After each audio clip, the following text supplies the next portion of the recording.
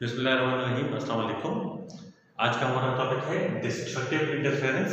इससे पहले के टॉपिक में हम डिस्कस कर चुके हैं कि कंस्ट्रक्टिव इंटरफेरेंस कैसे होती है और कैसे दो कोहेरेंट सोर्सेज से बनने वाली वेव्स एक दूसरे को इन्हेंस करती हैं।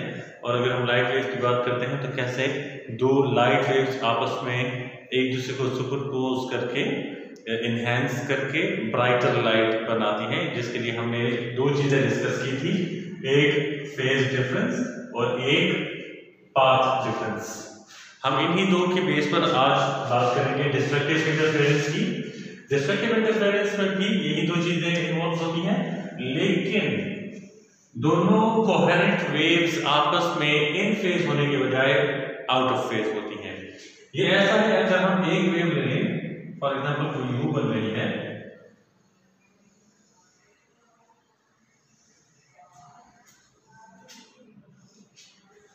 और इसके बाद हम एक और वेव लें जो मैं डॉटेड से शो करूंगा, और वो यहां से शुरू होके इस एक्सट्रीम तक जाती है, फिर इस तरह से आती है,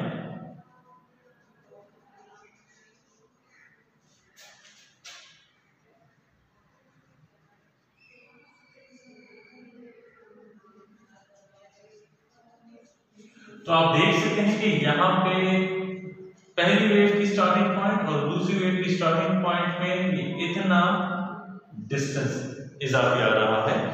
पहली वाली वेव को इतना डिस्टेंस इजाफी ट्रेवल करना पड़ता है, तो ये हमारे पास पाथ डिफरेंस हो गया। और ये पाथ डिफरेंस किस चीज के इक्वल है? यहां पर ये, क्योंकि ये मुकम्मल वेवलेंथ है और ये उसका आधा पोर्शन है, तो पाथ डिफरेंस इस केस में लैम्डा बाय 2 के इक्वल हो जाता है। और इसके अलावा अगर आप देखें तो दोनों वेव्स आपस में आउट ऑफ फेज है, कंप्लीटली आउट ऑफ फेज है, यानी यहां पे इनके दरमियान 1 पाई का फेज डिफरेंस आ जाता है। और इनका एम्पलीट्यूड कितना होगा? अगर हम इस वाले को y1 और इस वाले के एम्पलीट्यूड को y2 काउंट करते हैं, तो अगेन एम्पलीट्यूड हमारे पास रिजल्टेंट का y1 प्लस y2 ही आएगा। लेकिन चूंकि ये एम्पलीट्यूड डिस्प्लेसमेंट होता है और कन्वेंशनली अगर हम एक साइड को पॉजिटिव लेंगे तो दूसरी साइड को नेगेटिव लेंगे, और हमने ये भी कहा होता है कि इंटरफेरेंस में दोनों एम्पलीट्यूड्स वो कंपेरेबल होते हैं या तकरीबन इक्वल होते हैं। इस केस में यहां पर हमारे पास आ जाएगा y1 माइनस y2 बनेगा, which is almost equal to 0। एक दूसरे को ये कैंसिल कर देंगे, तो कैंसिल करने के बाद जो रिजल्टेंट हमारे पास आएगा वो स्ट्रेट लाइन की सूरत में होगा। और स्ट्रेट लाइन का मतलब ये है कि दोनों लाइट वेव्स एक दूसरे के इंपैक्ट को कैंसिल कर देंगी और हमारे पास लाइट इंटेंसिटी यहां पर बहुत थोड़ी हो जाएगी, अंधेरा हमें महसूस होगा। ये डिस्ट्रक्टिव इंटरफेरेंस होती है। तो जिस जगह पर दो लाइट वेव्स आपस में मिलकर पड़ती हैं और वहां पे अंधेरा होता है, तो एक्चुअली वहां पर डिस्ट्रक्टिव इंटरफेरेंस होती है। यहां पे जो पाथ डिफरेंस और फेज डिफरेंस की हमने बात की, वो तब थी कि अगर एक वेव यहां से शुरू हो रही है और एक वेव यहां से शुरू हो रही है। लेट्स सपोज हम वेव को यहां से शुरू नहीं कर रहे, दूसरी वाली वेव को, तो जब यहां से शुरू नहीं करेंगे तो हम यहां से फिर उसको स्टार्ट करेंगे, क्योंकि हम तो स्टार्ट हमेशा वेव का तब लेते हैं जब वो मीन से पॉजिटिव एक्सट्रीम की तरफ जाती है, तो यहां मीन से पॉजिटिव एक्सट्रीम की तरफ इस केस में जा रही है। अब देखिए पाथ डिफरेंस कितना है। इस केस में अगर हम पाथ डिफरेंस यहां से यहां तक लेते हैं तो आप देखिए लैम्डा बाय 2 एक दफा, दो दफा और 3 दफा यहां पे आ रहा है, तो पाथ डिफरेंस को हम फिर 3 लैम्डा बाय 2 कंसीडर करेंगे। अगर हम वेव को यहां से शुरू नहीं कर रहे बल्कि यहां से शुरू कर रहे हैं, तो इस केस में पाथ डिफरेंस हमारे पास आएगा लैम्डा बाय 2 एक दफा, 2 3 4 5 दफा लैम्डा बाय 2 आ रहा है। तो हमारे पास ये केस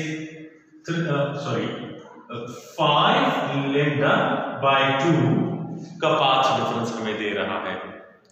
इसी तरीके से अगर हमने फेज डिफरेंस की बात करनी है, तो यहां और यहाँ के दरमियान इस वेव और जब वेव यहाँ से शुरू हो रही थी उस वक्त के दरमियान जो फेज डिफरेंस था वो था 180 डिग्रीज का। अगर हम वेव को यहां से नहीं स्टार्ट कर रहे बल्कि यहां से स्टार्ट कर रहे हैं तो फिर जो फेज डिफरेंस दोनों वेव्स के दरमियान था यहां और यहां के दरमियान, तो वो हमारे पास बनेगा क्योंकि एक का स्टार्टिंग ये है एक का स्टार्टिंग ये है, तो इसी हिसाब से फेज डिफरेंस आता होता है हमारे पास 180 180 180, तो हमारे पास 3 टाइम्स पाई बन गया अगर हम यहां से स्टार्ट करते हैं। इसी तरह अगर हम यहां से स्टार्ट करने के बजाय यहां से लेते हैं तो ये हर पोर्शन 180 आ जाता है, तो यहां पे फेज डिफरेंस हमारे पास 5 पाई आ जाता है, यानी हमारे पास फेज डिफरेंस आएगा पाई, 3 पाई, 5 पाई, 7 पाई एंड सो ऑन।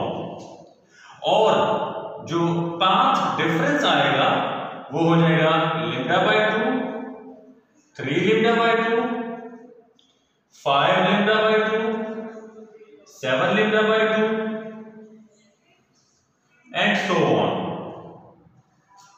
तो जो जनरल टर्म हमने कंस्ट्रक्टिव इंटरफेरेंस के लिए लिखी थी d is equal to m lambda, वो अब यहां पे चेंज होके d is equal to m plus half times lambda आ जाएगी, where m is equal to 1 0 1 2 3 and so on। तो ये हमारा मुकम्मल टॉपिक था डिस्ट्रक्टिव इंटरफेरेंस की मैथमेटिकल कैलकुलेशंस का। जितने पैरामीटर्स हम इसमें मैथमेटिकली स्टडी कर सकते हैं वो सारे के सारे यहाँ पर आ जाते हैं डिस्ट्रक्टिव इंटरफेरेंस में। ये इसका डायग्राम बन जाता है और ये इसके फेज डिफरेंस और पाथ डिफरेंस को शो करता है।